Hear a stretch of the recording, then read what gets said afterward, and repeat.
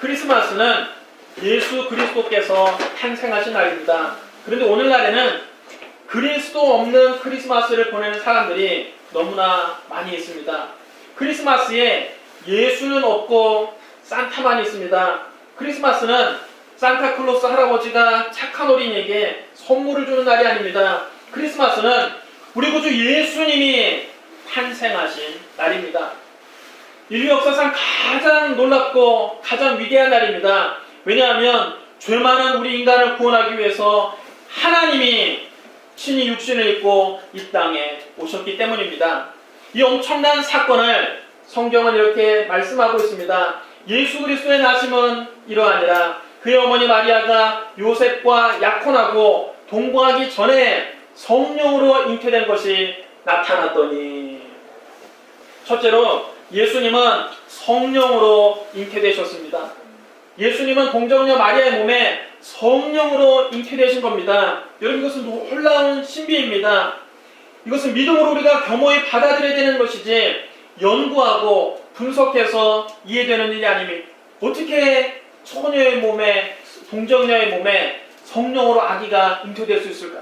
100번 연구해도 답이 안 나옵니다. 믿음으로 받아들이면 이해가 되는 일입니다. 이 세상에 동정녀의 몸에 탄생하신 분은 예수 그리스도 한 분밖에는 안 계십니다. 어떤 사람들은 이것을 두고 신화니 전설이니 이렇게 말하는데, 전 세계적으로 동정녀 탄생의 신화는 없습니다. 여러분, 이것이 참 독특한 점입니다. 전 세계 나라마다 독특한 신화가 있고 전설이 있는데 동정녀 신화는 없습니다. 그리스 신화에서는 남자 신이 여자 신과 결혼해서 아기를 낳기도 합니다. 자녀들을 생산합니다. 또 우리나라에서도 박혁거새가 알에서 나왔다든지, 또 짐승의 몸에서 사람이 태어났다든지, 버려진 아기가 늑대가 젖을 먹여서 그 아기를 키웠다든지 하는 신화는 전 세계 각국에 골고루 퍼져 있습니다.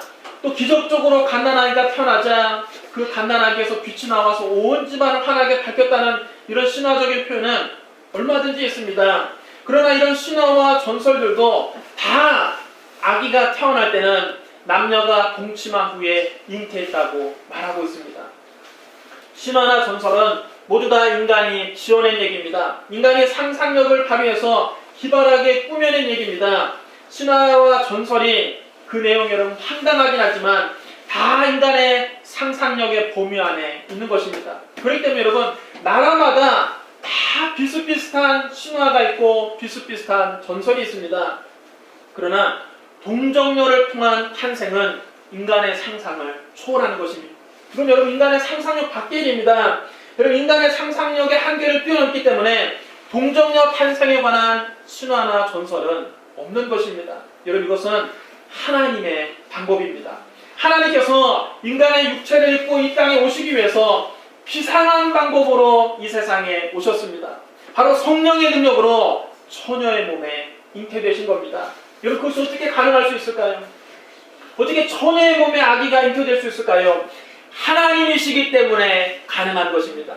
자기 몸에 예수님을 잉태한 마리아도 처음에는 이 사실을 잘 받아들이지 못했습니다. 누가복음 1장에 보면 가브리엘 천사가 마리아에게 나타나서 예수님의 탄생을 미리 알려줍니다. 마리아여, 무서워하지 말라. 네가 하나님께 은혜를 입었느니라. 보라, 네가 잉태하여 아들을 낳으리니 그 이름을 예수라 하라. 마리아가 그 말을 듣고 깜짝 놀랐습니다. 나는 남자를 알지 못하니 어찌 이런 일이 있을 수 있습니까? 그때 천사가 여러분 뭐라고 말합니까? 성령이 내게 임하시고 지극히 높으신 이의 능력이 너를 덮으시리니 이러므로 나실과 거룩한 이는 하나님의 아들이라 일컬어지리라. 보라, 내 친족 엘리사벳도 늙어서 아들을 배웠느니라. 본래 임신하지 못한다고 알려진 이가 이미 6달이 되었나니 대저 하나님의 모든 말씀은 능하지 못하심이 없느니라. 할렐루야. 여러분 따르시오 합니다. 대저 하나님의 모든 말씀은 능하지 못하심이 없느니라. 여러분, 하나님의 모든 말씀은 능하지 못하심이 없는 겁니다. 사람들은 하나님은 우리 인간의 차원에서 생각하려고 합니다. 하나님의 능력을 우리 인간의 능력 정도로만 생각합니다. 그러나 여러분, 우리 하나님은 우주의 창조주시오. 우리는 그의 피조물입니다. 창조주 하나님의 능력을 피조물인 우리 인간의 한계 속에 가두어 두려고 해서는 안 되는 것입니다. 하나님은 우주 만물을 지으신 분입니다. 무에서 유를 창조하신 하나님이 못하실 일이 여러분 어디 있겠습니까? 전혀 아무것도 없는 상태에서 만물을 지으신 하나님께서 처녀의 몸에 아기를 잉태하지 못하게 하시겠습니까? 여러분, 아무것도 없는 상태에서 이 온 우주 만물을 지으신 분이 여러분 처녀의 몸에 아기를 잉태시키는 것 하나님께는 정말 너무나도 쉬운 일입니다.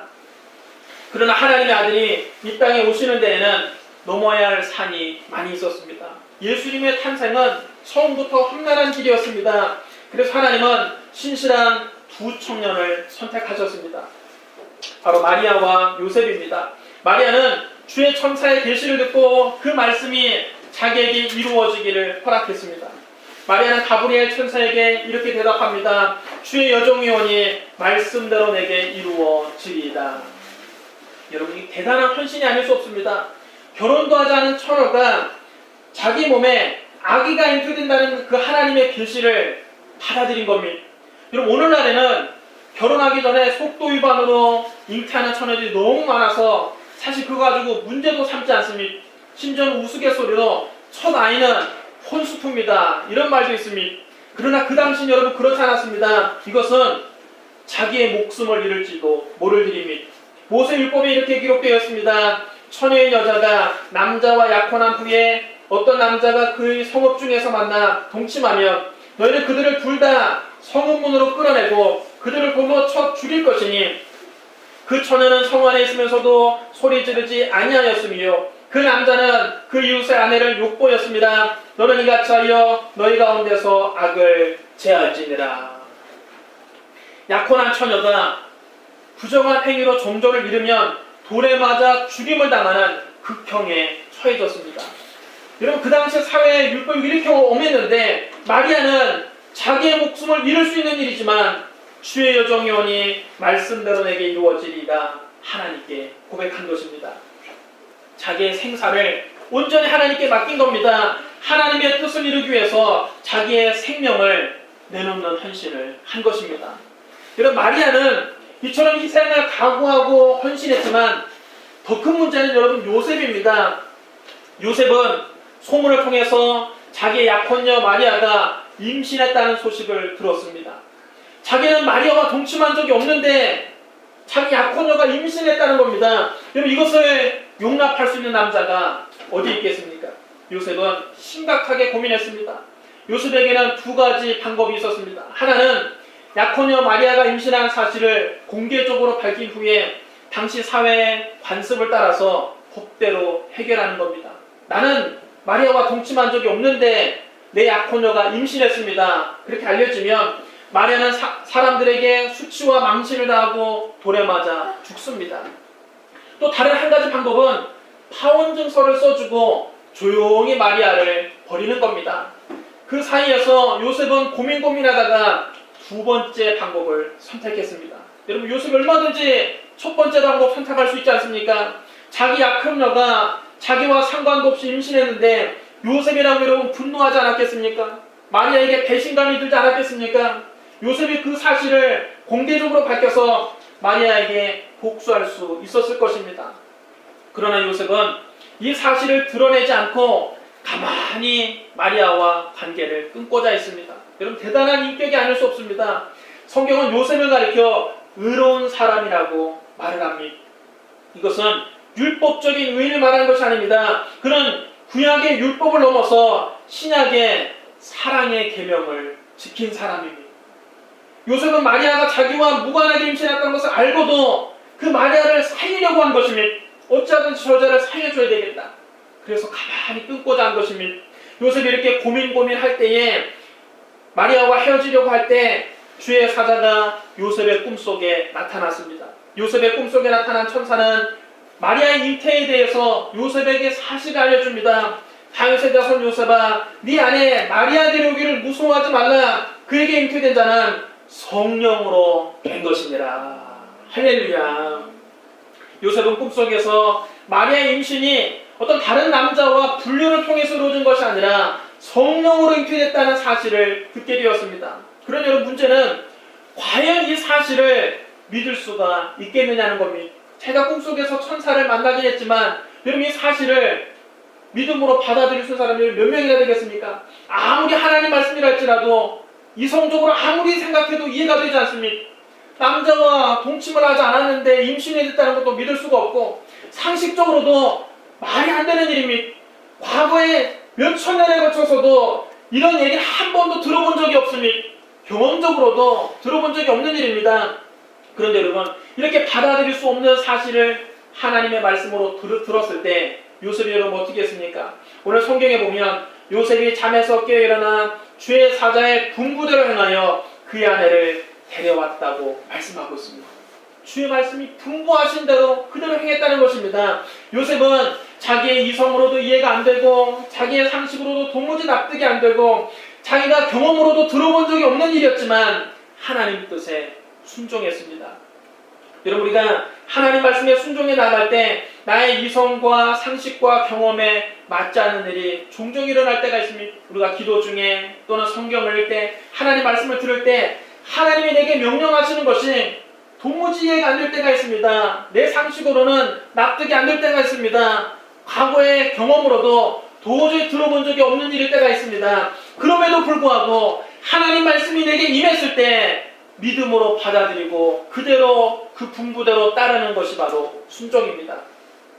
내 이성과 감정과 경험은 내 속에서 계속 말합니다. 이건 아니다. 이건 아니다. 일어날 수 없는 일이다. 이건 말도 안 된다고 계속해서 내 속에서는 말합니다. 그런데 하나님 말씀은 너는 그렇게 하라고 말씀합니다. 가서도 이와 같이 하라고 말씀합니다. 그럴 때 내 이성과 감정과 경험을 겸손히 내려놓고 하나님 말씀을 선택하는 것이 바로 믿음입니다. 내 이성과 감정과 경험에 맞지 않더라도 하나님을 믿고 하나님 말씀에 전적으로 따르는 것이 진정한 순종입니다. 우리가 이렇게 믿음과 순종을 보여드릴 때 하나님께서 내 믿음대로 될지어다 말씀하시는 것입니다. 그럴 때 여러분, 기적이 일어납니다. 우리가 내 생각을 꺾고 하나님 생각을 믿고 순종하고 나아갈 때 하나님께서는 우리 인간의 이성을 뛰어넘고 인간의 상식을 뛰어넘고 우리의 경험을 초월하는 하나님의 기적을 보여주시는 겁니다. 마리아의 목숨을 건 헌신과 요셉의 상식을 초월한 믿음을 통해서 하나님이 인간의 몸을 입고 이 땅에 오실 수 있었습니다. 하나님이 인간이 되신 이 놀라운 사건은 이 마리아의 기가 막힌 헌신과 요셉의 상식을 뛰어넘는 순종이 있었기 때문에 가능한 것입니다. 여러분, 오늘날에도 하나님의 역사는 믿음과 순종의 사람들을 통해서 이루어집니다. 마리아처럼 주님을 위해서 헌신할 수 있는 저와 여러분이 되기를 바랍니다. 요셉처럼 상식을 뛰어넘는 믿음과 순종으로 나아가게 되시기를 예수님 이름으로 축복합니다. 둘째로 여러분, 예수님은 왜 동정녀의 몸을 빌어서 이 세상에 오셨을까요?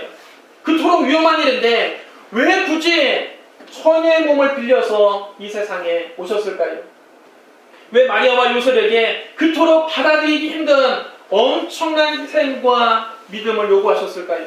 그에 대한 해답이 마태복음 1장 21절에 있습니다. 우리 21절 말씀 우리 같이 큰 소리 읽겠습니다. 시작. 아들을 낳으리니 이름을 예수라 하라. 이는 그가 자기 백성을 그들의 죄에서 구원할 자이십니다 하니라. 아멘. 예수라는 이름은 하나님은 구원이시다, 이런 뜻입니다. 여러분 따라하셔야 합니다. 하나님은 구원이시다. 하나님은 구원이시다. 하나님은 구원이시다. 하나님은 구원이시다. 하나님의 아들이 동정녀 마리아에게서 나신 이유는 우리의 죄에서 구원하기 위해서입니다. 아담과 하와가 범죄한 이후 인간은 모두 다 태어날 때부터 죄인이 되었습니다.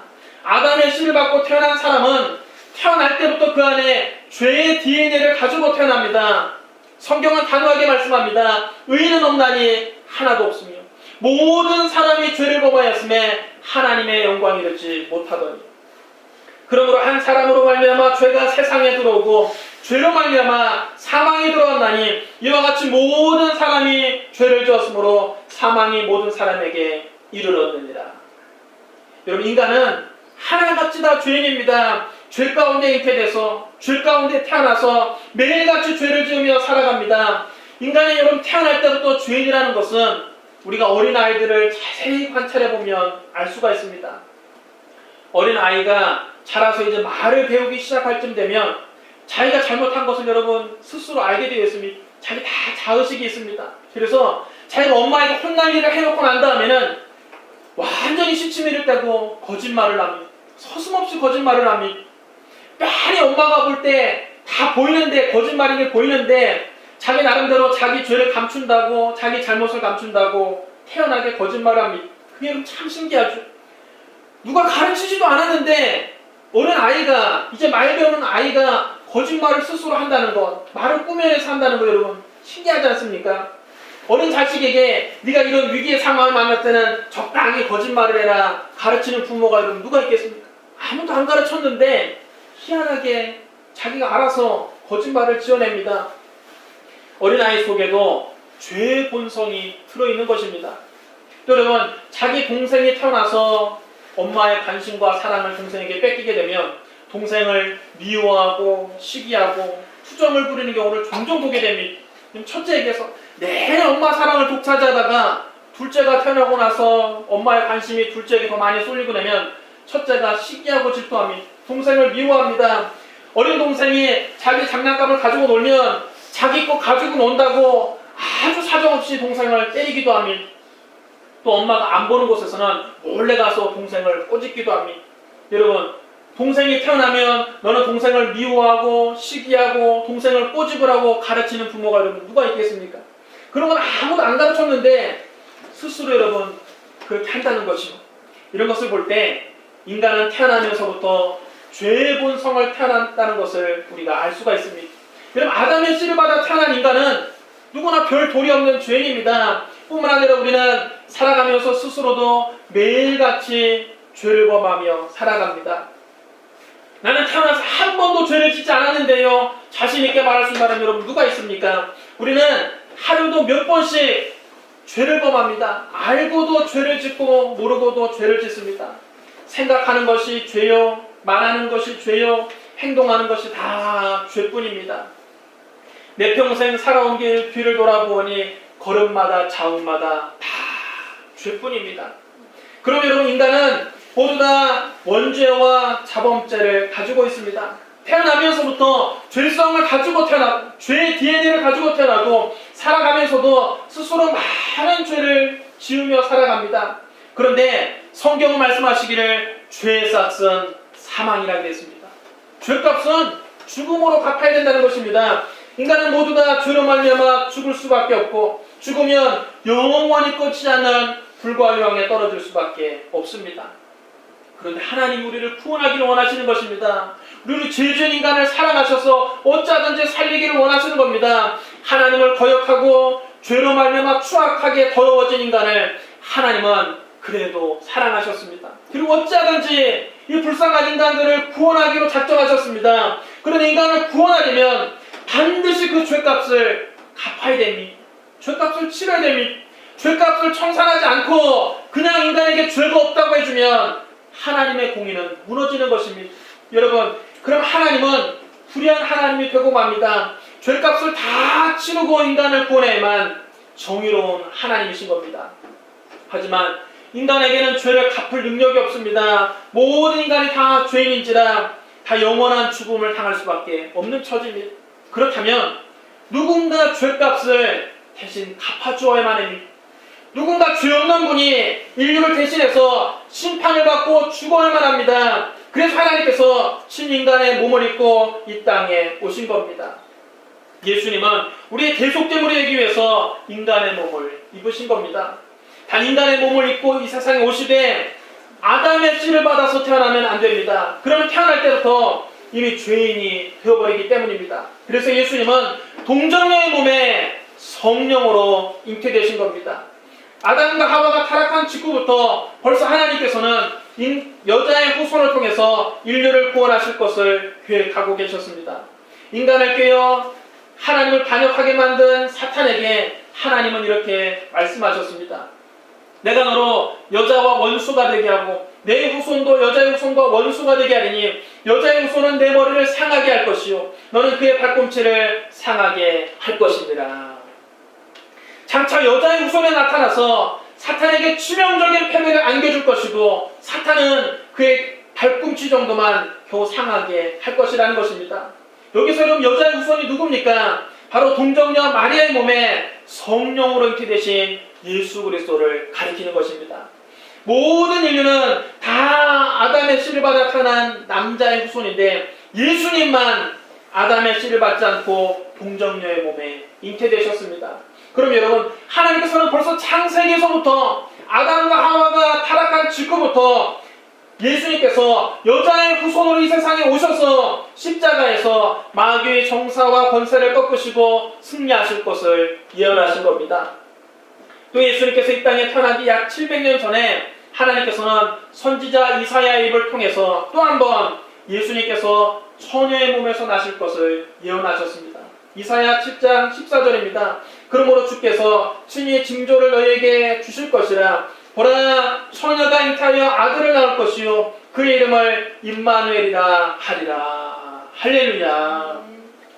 예수님은 이처럼 인간의 몸을 입고 오셨지만 처녀의 몸에 성령으로 잉태되셨기 때문에 죄 없이 잉태되신 것입니다. 죄 없이 세상에 오신 겁니다. 뿐만 아니라 예수님은 이 땅에서 33년 동안 사시면서 우리와 똑같이 유혹을 받고 시험을 받으셨지만 죄를 짓지 않으셨습니다. 유일하게 죄가 없는 분입니다. 히브리서 4장 14절로 15절입니다. 그럼 우리에게 큰 대제사장이 계시니 승천하시니 곧 하나님의 아들 예수시라. 우리가 믿는 도리를 굳게 잡을지어다. 우리에게는 대제사장은 우리의 연약함을 동정하지 못하시리가 아니요 모든 일에 우리와 똑같이 시험을 받으시니로되 죄는 없으시니라. 할렐루야.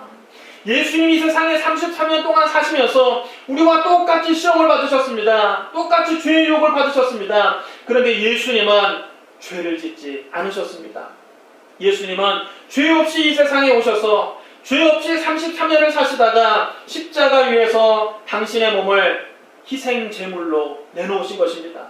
예수라는 그 이름의 뜻처럼 자기 백성을 십자가에서 구원하신 겁니다. 예수님은 우리를 죄와 불의에서 구원하시고 용서와 의를 주십니다.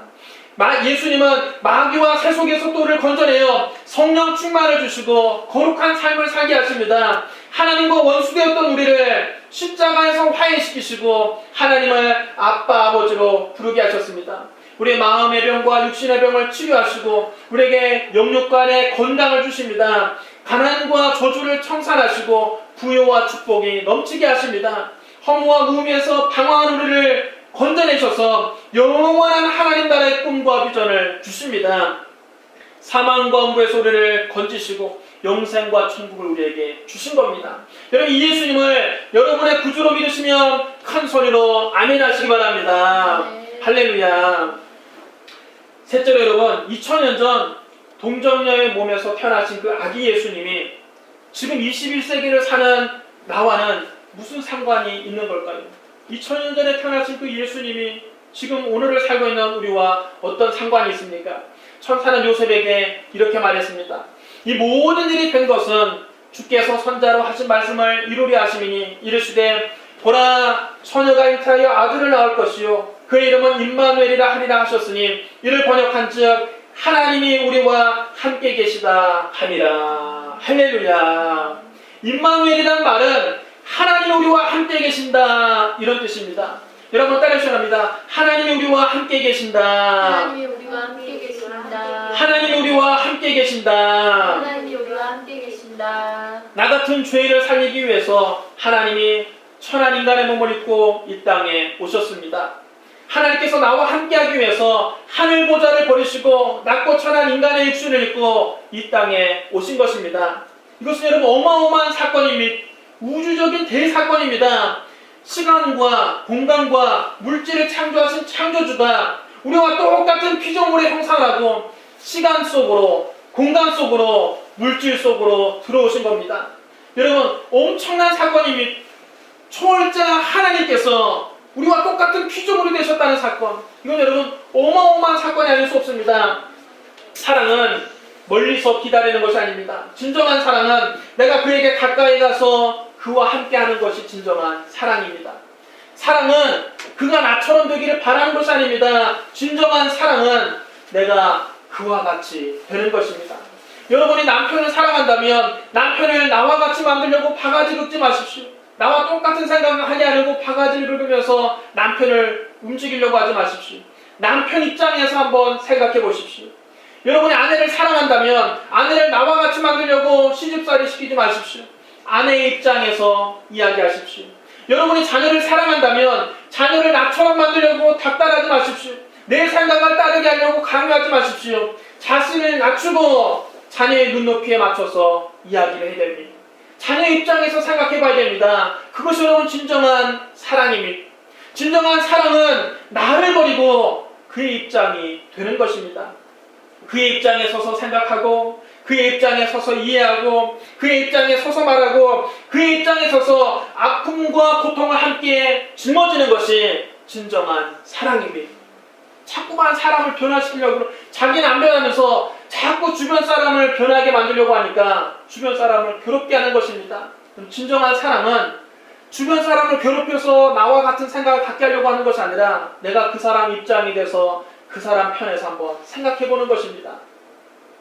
여러분, 오래전에 제가 TV에서 봤던 광고지만 저는 이 광고가 굉장히 좋은 광고라고 생각합니다. 제 기억 속에 지금도 남아있습니다.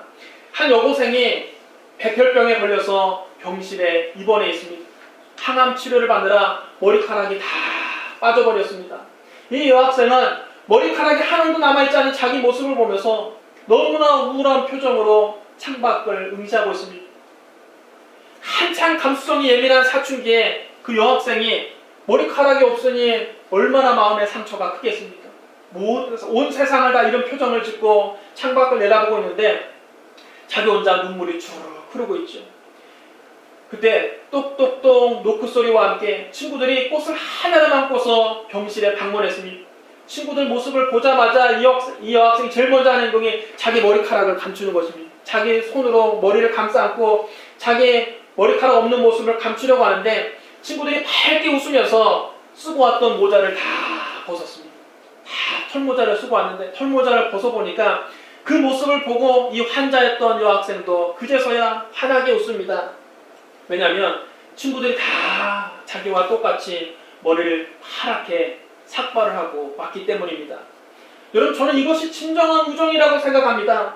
아파서 항암 치료를 받느라 머리카락이 다 빠진 친구에게 찰랑찰랑한 긴 머리, 긴 생머리를 하고 찾아와서 아유, 다 괜찮아, 좋아질 거야, 다 좋아질 거다, 위로하고 동정하는 건 여러분 진정한 우정이 아닙니다. 이 친구와 똑같이 파란하니 머리를 깎고 같은 모습이 되어주는 것입니다. 거긴 여러분 말이 필요 없습니다. 여러분, 그 모습 보는 것 자체로 야, 친구들이 정말 나를 사랑하는구나, 친구들이 정말 나를 이해해주는구나, 아무 말 안 해도 사랑이 전달되지 않습니까? 여러분, 이보다 더 큰 우정이 어디 있습니까? 여러분, 하나님의 사랑은 말뿐인 사랑이 아닙니다. 하나님은 저 높고 높은 하늘에 근엄하게 앉아 계시면서 죄를 짓고 못난 우리를 바라보시며 못난 놈들, 내가 그래도 너희를 사랑한다, 니들이 뭘 하겠느냐, 내가 그래도 너희를 용서한다, 이렇게 동정만 하지 않습니다. 하나님은 우리를 사랑하기 위해서 그 높고 높은 하늘 보좌를 버리셨습니다. 그리고 천하디 천한 인간의 육신을 입고 인간으로 낮아지신 겁니다. 하나님이 나와 똑같이 되시고 나와 함께 하시고 나를 대신해서 십자가에서 죽음의 형벌을 받으셨습니다. 바로 그것이 여러분 하나님의 사랑 아가페입니다. 그 하나님의 사랑은 임마누엘입니다. 하나님 우리와 함께 계신다. 하나님 우리와 함께 계신다. 하나님이 지금도 우리와 함께 계신다. 하나님 여러분 지금도 그 사랑을 가지고 우리와 함께 계십니다. 하나님은 저 높고 높은 하늘에만 계시지 않습니다. 지금 여기에 저와 여러분과 함께 계십니다. 지금 이 성전에 오셔서 여러분과 함께 계십니다. 여러분의 가정에서 여러분과 함께 계십니다. 여러분의 직장에서 여러분과 함께 계십니다. 특별히 우리가 고통당할 때 주님은 우리와 함께 계십니다. 사람들은 내가 잘 될 때는 다 내 옆에 있다가도 어려움 처하면 나 몰라라고 모른 척하지만 하나님은 내가 고통당하고 어려움에 처할 때 더 가까이 찾아오십니다.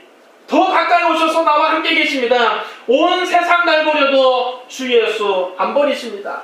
우리가 사망의 음침한 골짜기를 지날 때 주님 우리에게 말씀하십니다. 내가 너를 떠나지 아니하며 버리지 아니하리니 강하고 담대하라. 여인이 어찌 그 젖 먹는 자식을 잊겠으며 자기 태어서 난 아들을 긍휼히 여기시지 않겠느냐. 그들은 혹시 잊을지라도 나는 너를 잊지 아니할 것이라. 할렐루야. 여러분, 여자가 자기 배 아파난 자식을 어찌 잊을 수 있겠습니까? 그러나 설령 어머니가 나를 잊는다 할지라도 하나님은 우리를 잊지 않는다는 것입니다. 산들이 떠나며 언덕들은 옮겨질지라도 나의 자비는 내게서 떠나지 아니하며 나의 화평의 언약은 흔들리지 아니하리라. 너를 긍휼히 여기시는 여호와께서 말씀하셨느니라. 할렐루야. 여러분, 세상의 가변에서 산들도 떠나가고 언덕이 옮겨진다 할지라도 하나님의 사랑은 옮겨지지 않습니다. 하나님의 사랑은 흔들리지 않습니다. 하나님의 자비는 내게서 떠나가지 않는 것입니다. 예수님 우리에게 말씀하셨습니다. 볼지어다 내가 세상 끝날까지 너희와 항상 함께 있으리라. 할렐루야. 세상이 끝난다 할지라도, 이 세상에 종말이 온다 할지라도 예수님은 우리와 함께 계십니다. 그럼 여러분, 사망의 음침한 골짜기를 지날 때에도 우리는 두려워하지 않습니다. 세상 사람들이 다 나를 버리고 떠났을 때에도 우리는 외롭지 않습니다. 위험한 일을 당할 때에도, 삶이 힘들 때에도, 심지어는 죽음 앞에서도 우리는 겁내지 않습니다. 왜 그렇습니까? 어떤 상황에서도 우리 주님이 우리와 함께 계시기 때문입니다. 하나님의 사랑은 오늘도 임마누엘입니다. 사랑하는 성도 여러분, 크리스마스는 하나님께서 우리를 구원하기 위해서 하늘 보좌를 버리시고 낮고 천한 인간의 육신을 입고 우리를 찾아오신 날입니다. 하나님은 우리와 함께 하기를 원하십니다. 그 하나님은 지금도 우리와 함께 계십니다. 임마누엘, 우리와 함께 하기 위해서 이 땅에 오신 아기 예수님을 만나는 크리스마스가 되기를 주님의 이름으로 축원합니다. 기도하겠습니다. 사랑의 하나님 아버지, 죄를 짓고 불의하고 죽어 마땅한 우리를 구원하기 위해서 하나님이 인간의 몸을 입고 이 세상에 오신 것을 감사합니다. 그 하나님의 사랑이 오늘도 임마누엘인 것을 감사합니다. 주님 우리와 늘 함께 계셔서 어디를 가든지 주님과 동행하게 하여 주시옵소서. 즐거울 때도 주님과 함께하게 하시고, 괴로울 때도 주님과 함께하게 하시고, 기쁠 때에도 주님과 함께하게 하시고, 슬플 때도 주님과 함께하게 하시고, 건강할 때에도 주님과 함께, 병들었을 때에도 주님과 함께하게 하여 주시옵소서. 하나님의 사랑이 오늘도 임마누엘인 것을 감사합니다. 하나님이 우리와 함께 계시니 겁나지 않습니다. 주님 다 주시는 그날까지 주님과 함께 걸어가게 하여 주시옵소서. 예수님 이름으로 감사하며 기도드리옵나이다.